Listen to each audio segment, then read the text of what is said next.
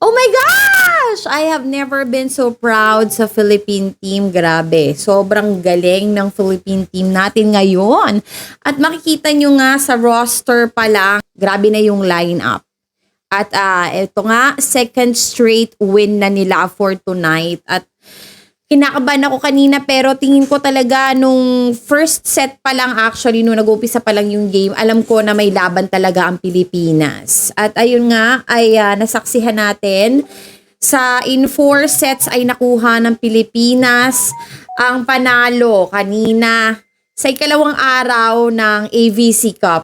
Kung makikita nyo itong roster, itong lineup ng ating Philippine team, ay makikita nyo talagang quality players, maliliksi. Makikita naman natin matatalino maglaro. Mga bata pa kasi karamihan, di ba?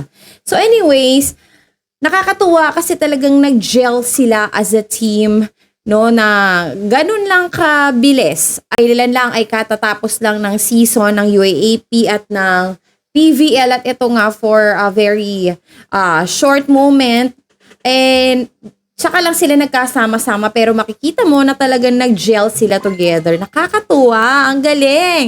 So ngayon, wala namang babash kay Debrito. Diba? Ang yabang ni Debrito kanina nakita ko doon. Huwag kayo. So anyway, nakakatuwa din kasi ang ganda ng outcome, very positive yung lineup. Tapos makikita mo sa bawat players ay ini-enjoy lang talaga nila. At masaya silang magkakasama sa isang team kung napansin nyo to ha. Si Aya Laure, ngumingiti na siya ngayon finally. Grabe. Diba? Ngumingiti na ang ating Aya Laure ngayon. At masaya naman siya sa team. Masaya siya dun sa pag nakakascore yung team at very, very proud each and every one na kasali. Yung nga lang parang sinisperos hindi siya gaanong pinapasok. Mukhang wala silang pressure, no? Talagang very relax. Siguro dala na rin ng lakas ng loob dahil nga mga bata pa itong mga ito, no? Ang galing ni Sharma mag-serve. As in, natutuwa ko sa kanya kasi parang ang swerte-swerte niya every time nagsuserve siya. Ito si Gagate. Gusto ko siya. Ang lakas niya, ang galing niya. Syempre, ang ganda ng height niya di ba? Pero yun nga, na ano siya, na service error siya once dun pa sa crucial part. Eto si Coronel Bato. Si Coronel nga yata. Si Coronel. Kung kailan crucial part na ng game, service error siya. So anyway, kung magiging PVL team itong Philippine team na to, naku, ang lakas nito, ang dami mapapatumba nito, promise talaga. Sobrang ang galing. For the first time, naging proud ako sa Philippine team. At syempre, wag nating kakalimutan ng isang Gia de Guzman na talaga namang siya ang nagsiset ng game. At sobrang galing, walang kupas. At talaga naman yung mga kasama niya ay proud na makasama siya sa isang team. Tuwa din ako, ang ganda ng uniform nila, as in very, very stand out. Swerte yung uniform nila, I feel ha. May ganun akong vibe, swerte yung uniform. Ang ganda kasing tingnan, di ba? Nagsa-stand out talaga siya. Tapos, ang gaganda nila lahat. Particularly si Fifi Sharma at saka si Vanny Gandler. Daming sumisigaw nung pinasok si Vanny sa court. So anyway, each and every player na nandoon ay talaga namang makikita natin na very quality maglaro. Wala silang ka-nervyos-nervyos. Si Cici Rondina ay talagang kahit saan mo talaga siyang laro ilagay.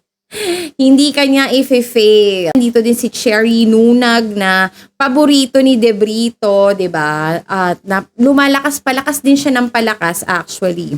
So dito sa roster, ang mga kasali dito ay si Cici Rondina, Aya Laure, Vanny Gander, Angel Canino, Ara Panique, Faith Nisperos, Fifi Sharma, Palomata, Thea Gagate, Cherry Nunag, Nierva de Guzman, Coronel at saka Don Katindig. Grabe si Miss Everywhere, talagang everywhere talaga siya. So, grabe, hindi talaga sila nagkamali ng pagpili ng players na ito. Ang galing kasi nakakapag-adjust sila sa isa't isa sa ganun ka daling panahon. 'Di ba? Yun yung importante din doon, yung makakapag-gel ka dun sa mga ka-teammates mo. Ang galing parang ang tagal na nila magkakasama. Para si Palomata, hindi siya ganong pinapasok. Well, nandun kasi si Gagate. So, naisip pwera medyo ng very, very light ito si Palomata. Pero nung last time is gamit na gamit din siya. Eto naman kasi si Gagate talagang grabe din eh, no? Talagang ang blockings niya eh, very effective.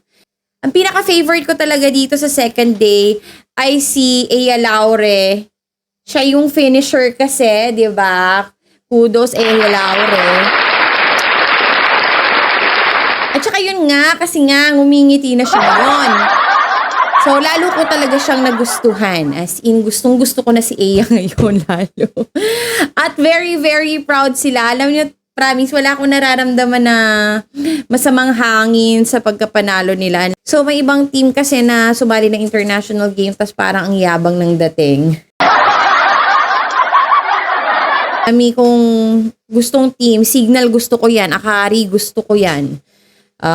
Yun yung mga gusto kong team. Tapos pinaka-favorite ko talaga is eto nga, ay Petrogas pala. Yun yung 4 teams na bet ko. Creamline, Petrogas, Akari, Signal.